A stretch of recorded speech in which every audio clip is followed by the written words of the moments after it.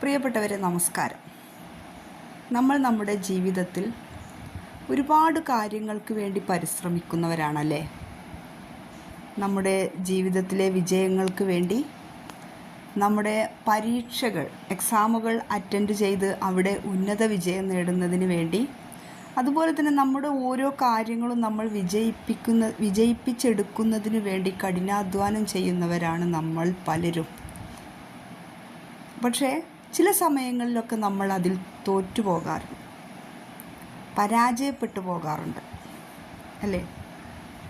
ഈ പരാജയപ്പെട്ടു പോകുന്നത് എന്തുകൊണ്ടാണ്? നമ്മൾ ആ കാര്യത്തിന് വേണ്ടി പരിശ്രമിച്ചത് കൊണ്ടാണ് നമ്മൾ പരാജയപ്പെട്ടു പോയി എന്ന് നമുക്ക് തോന്നുന്നത്. പക്ഷേ ആ പരാജയം നമ്മുടെ പരിശ്രമത്തിൻ്റെ, ജീവിത വിജയത്തിൻ്റെ മുന്നോട്ടുള്ള പാതയിലേക്കുള്ള ഒരു സ്റ്റെപ്പ് കൂടി നിങ്ങൾ മുന്നിലേക്ക് എത്തിയിരിക്കുന്നു എന്നുള്ളതാണ് കാണിക്കുന്നത്. പരാജയങ്ങൾ സംഭവിക്കും, ജീവിതത്തിൽ പരാജയങ്ങൾ സംഭവിക്കും.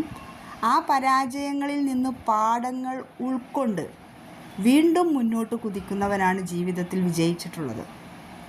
പരാജയത്തിൽ തോറ്റുപോയിരുന്നെങ്കിൽ, ഞാൻ പരാജയപ്പെട്ടു പോയവനാണ്, എനിക്കിനി ഒന്നിനും കഴിയില്ല എന്ന് പറഞ്ഞ് പിന്മാറിപ്പോയ ഒരാളാണ് എങ്കിൽ നമ്മുടെ ലോകം കണ്ട നമ്മുടെ ആൽബർട്ട് ഐൻസ്റ്റീനൊന്നും ഇന്ന് നമുക്കുണ്ടാകുമായിരുന്നില്ല.